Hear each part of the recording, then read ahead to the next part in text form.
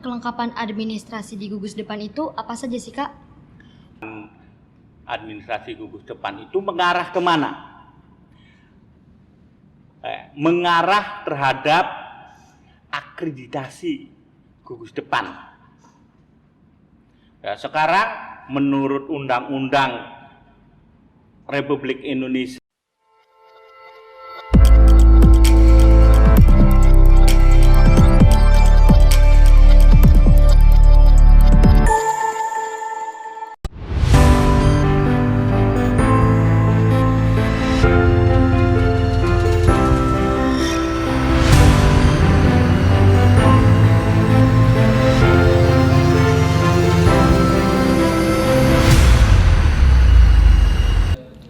Assalamualaikum warahmatullahi wabarakatuh. Salam Pramuka. Kembali lagi bersama kami di channel Humas Kuarcap 09, masih membahas administrasi gugus depan bersama saya Piski Angelia dan dengan narasumber yang sama, yaitu Kak Kata Soekarta selaku Kepala Sekretariat Gerakan Pramuka Kuartir Cabang Cirebon. Nah, minggu kemarin kan kita sudah membahas administrasi gugus depan sampai kelengkapan administrasi gugus depan. Pertanyaan selanjutnya yaitu dalam pengkodean surat tadi tuh, Kak, kan ada kode A, B gitu. Nah, itu tuh sama tidak sih, Kak, antar kuarcap? Nah, kita kembali ke surat menyurat tadi, bahwa surat menyurat atau di dalam sistem administrasi kuartir, yaitu surat keputusan kuartir nasional tentang Sismintir ini nomor 162A tahun 2011, yaitu sudah diklasifikasikan bahwa kode-kode penyuratan itu ada A, ada B, ada C. Itu se-Indonesia sama. Kuartir daerah Jawa Barat, lalu kuartir daerah Aceh, kuartir daerah Jakarta, DKI Jakarta, dan lain sama. Karena sistemnya atau diatur oleh kuartir nasional. Tetapi kembali ke keadaan atau kondisi di kuartir masing-masing. Kalau kondisinya dalam hal ini misalkan bagian personalia A atau B atau C atau D sampai hanya D saja, ya tidak apa-apa. Itu N misalnya tentang Dewan Kerja dan lain sebagainya, itu sama. Tetapi itu juga kembali ke keadaan atau kondisi masing-masing kuartir. Jadi kondisikan bahwa pencatatan, pengklasifikasian suratnya atau pengklasifikasian ketatausahaannya sampai sejauh mana, maka bisa mengkondisikan. Itu. Jadi intinya se-Indonesia itu sama. Ya, itu. Nah, ini nih, Kak, kan ambalan itu kan ada putra ada putri. Nah, untuk surat menyurat nih, Kak, boleh tidak sih putra dan putri itu bersatu, suratnya nyatu gitu? Nah, kita kembali ke ini, kesatuan. Itu sudah prinsip, ya, bahwa satuan terpisah. Nah, kan Kak, saya pangkalannya kan satu, SMA Negeri 1 Duku Puntang. Nah, di sana saya itu ada gugus depan putra dan ada gugus depan putri. Boleh tidak suratnya? Tidak boleh. Nah, itu prinsip tidak boleh. Karena krani gudep putra kan beda dengan gudep putri. Nah, itu. Jadi kalau ingin berkemah, misalkan ingin berkemah, ya langkah baiknya bahkan harus terpisah juga. Nah, jadi beda. Makanya tadi di sana 002-09.31 strip 001-A. Nah, 001 kan berarti ini gugus depan putra. Terus ambalannya Budi Utomo, oh berarti putra. Nah, tidak boleh ada atau digabungkan ambalan Budi Utomo atau strip Dewi Sartika pangkalan, itu nggak boleh. Yang menandatangani satu pembina putra saja kalau gugus depannya atau suratnya punya ambalan putra ditandatangani oleh pembina putra. Jadi sekali lagi tidak boleh. untuk ini menghemat Kak, ini pokoknya tidak boleh. Kalau tidak berusaha tidak akan nyampe ke arah satuan terpisah yang baik. Nah, itu ya. Nah, selanjutnya nih Kak, kan ada stempel untuk pembuatan surat gitu. Ada standar yang bakunya tidak sih Kak untuk membuat stempel gitu? Ya, masih dalam surat menyurat. Tanda tangan ditandatangani dengan tanda tangan elektronik. Ya, sekarang kan sudah zamannya elektronik. Nah, akte kelahiran sekarang ditandatangani secara elektronik, tidak ada tanda tangan yang lalu cap, nggak ada. Nah, tetapi di dalam gerakan pramuka masih juga tidak apa-apa. Itu. Tapi ingat nih, stempelnya jangan stempel gambarnya gugus depan atau gambarnya macan, gambarnya keris, gambarnya ini atau logonya keris. Itu kan logo ambalan Kak, logo gugus depan Kak. Logonya pasukan saya itu Pangeran Sutawijaya. Sutawijaya itu bambu runcing Kak, misalkan begitu. Ya nggak bisa, harus serempak, yaitu gambarnya adalah stempel atau logonya sudah baku stempel, yaitu Gerakan Pramuka. Gerakan Pramuka gugus depan Cirebon, artinya berada di wilayah kuartir cabang Cirebon. Lalu 31-001 berarti stempelnya stempel gugus depan golongan putra. Kali lagi sama, karena suratnya juga terpisah, surat menyuratnya, latihannya juga terpisah, jadi stempelnya juga terpisah. Bukan Kak hemat Kak dalam rangka menghemat, enggak. Itu udah biasakan, sudah harus tertib, sudah harus disiplin. Nah itu ya. Jadi tunas kelapa, stempelnya sudah baku, itu sesuai dengan Sismintir, Sistem Administrasi Kuartir, keputusan Kuartir Nasional nomor 162 tahun 2011. Ukuran bakunya berapa? Tingginya 44 mm, lebar luar 32 mm, lebar dalam garis dalam itu 29 mm. Tunas kelapanya silakan yang baku berbentuk siluet. Jadi jangan ada tunas kelapa itu bolong-bolong, ada bayangannya, ada apa? Enggak boleh begitu. Siluet, kalau bolong, kalau itu bukan siluet lagi. Karena bayangan tunas kelapa itu selamanya kalau bayangan itu hitam atau satu warna. Itu ya. Nah itu, jadi masalah stempel sudah diatur serempak. Itu diatur oleh Sistem Administrasi Kuartir. Demikian. Seperti yang dikatakan Kakak tadi itu kan kita harus tertib dalam melakukan administrasi ya Kak. Nah memang pengertian dari tata tertib administrasi itu apa sih Kak? Oh jadi tertib administrasi itu apa? Ya tadi kita sudah bincangkan, kita wartakan dari awal bahwa administrasi itu adalah usaha dan kegiatan. Nah, jadi usahanya harus terus-menerus. Karena apa? Kegiatannya harus terus-menerus. Apa? Pencatatan. Jangan nanti ditunda dulu. Banyak acara atau udahlah surat masuk nanti dulu disimpan, nanti kalau sudah banyak baru saya tuliskan, administrasikan. Nah, itu. Jangan, nggak bisa begitu. Ya, itu adalah awal-awal dari kemacetan, awal-awal dari ketidaktertiban.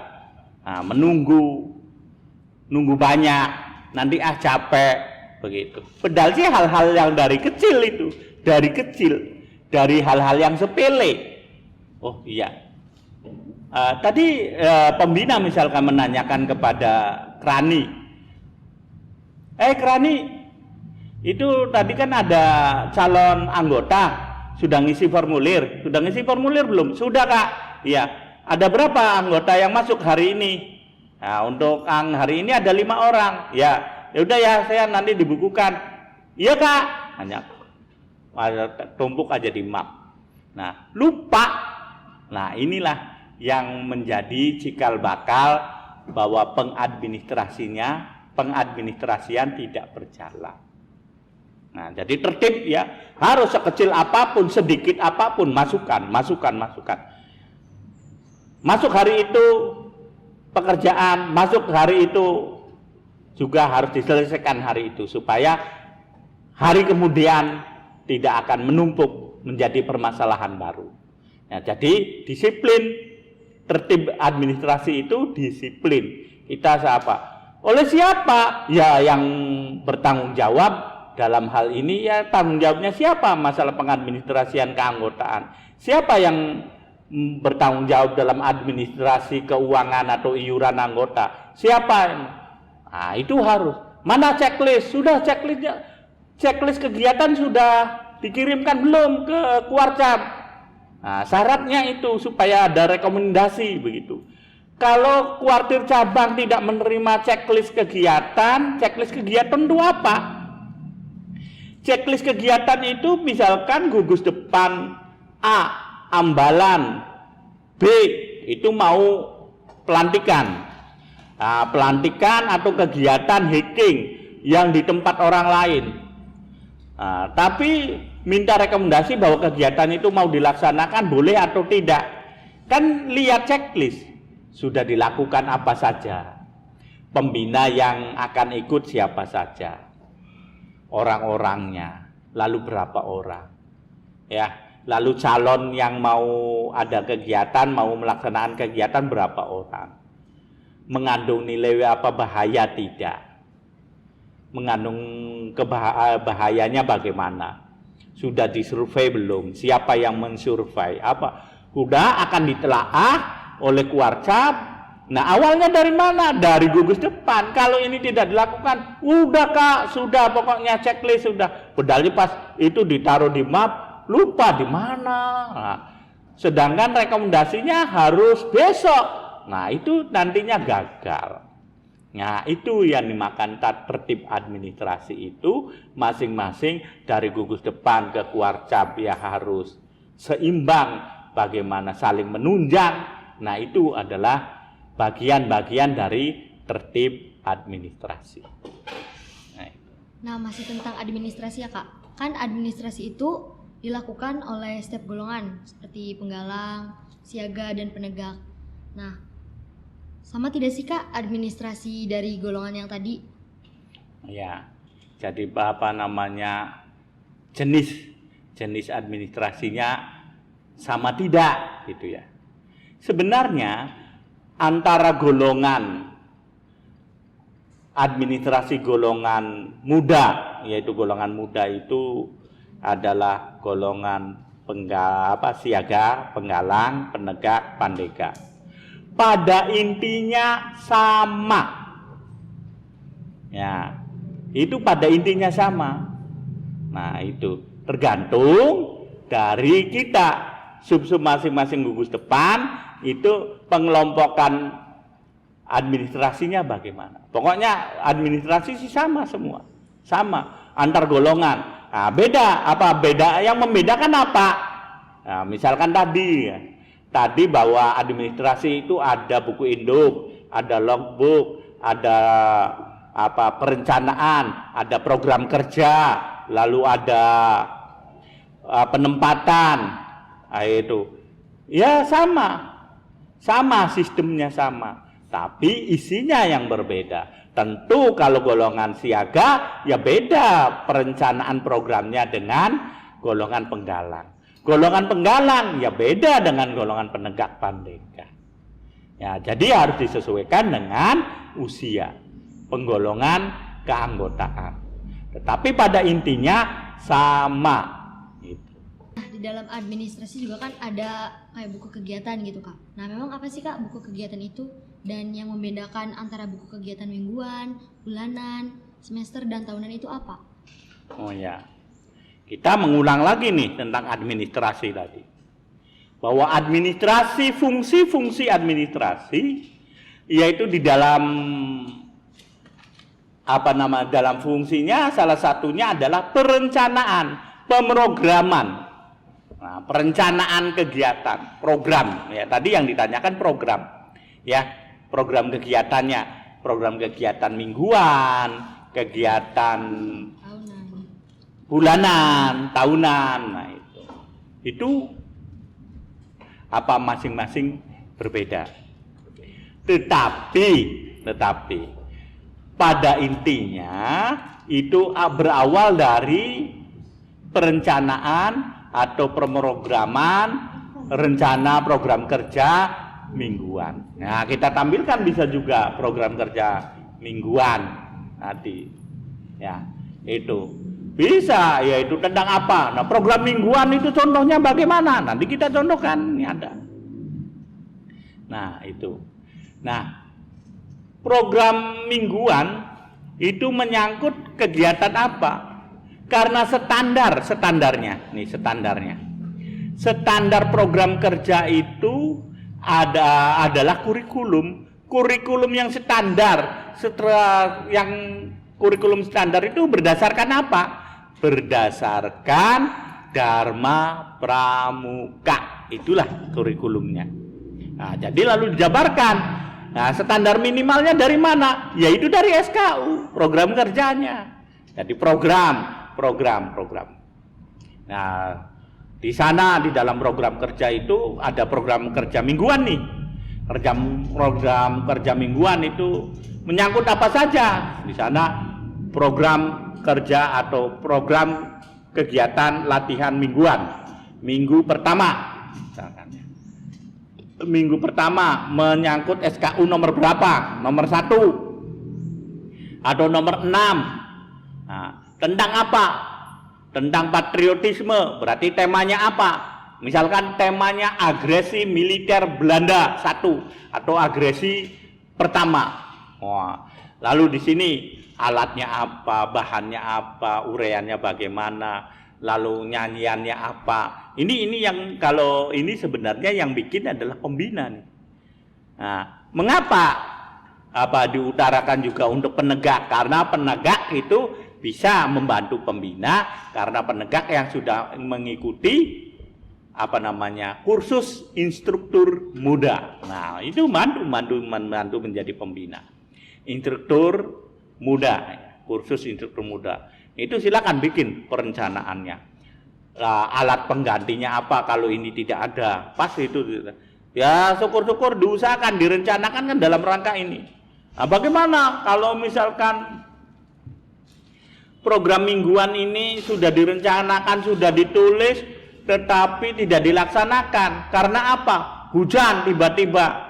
Yang tentunya kita juga ada program pengganti, yaitu bisa di ruangan, di apa.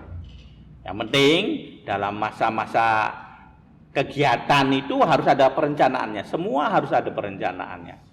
Yaitu ada program kerja. Ya, ada program kerja. Program kerja mingguan, demikian. Program kerja bulanan. Nah, program kerja bulanan itu menyangkut apa? Misalkan latihan mingguan itu bentuknya apa? Grafik. Nanti bentuknya grafik. Program minggu pertama itu latihan, yang kedua rapat dengan pembina di rumahnya, yang ketiga apa jam berapa, minggu keberapa, minggu apa, dan seterusnya ada rapat, ada apa, konsolidasi dengan Mabigus, terus begitu. Nah, itu adalah program. Mengapa perlu ada program, perlu ada perencanaan? Ya tadi, dalam rangka untuk mencapai tujuan. Kan administrasi itu kan untuk tujuannya untuk mencapai tujuan organisasi yang baik. Nah, itu. Jadi sekali lagi, kalau administrasi itu menyangkut juga program kerja di dalam gugus depan, ya. Nah, sekali lagi dan perlu kita tekankan kepada masing-masing gugus depan, jangan patah semangat, jangan patah arang. Wah, di dalam gerakan pramuka bikin gugus depan aja susah, administrasinya banyak banget. Ini enggak. lakukan sebisanya sambil jalan, kita belajar terus-menerus. Itu adalah sistem administrasi. Terus selagi kita bisa, ayo, sedikit demi sedikit. Jangan kita puluhkan, kalau itu sih nggak usah lah, enggak. Kita dalam rangka memberdayakan, meningkatkan kualitas anak muda, meningkatkan kualitas generasi muda. Begitu ya. Itu adalah tujuan program kerja.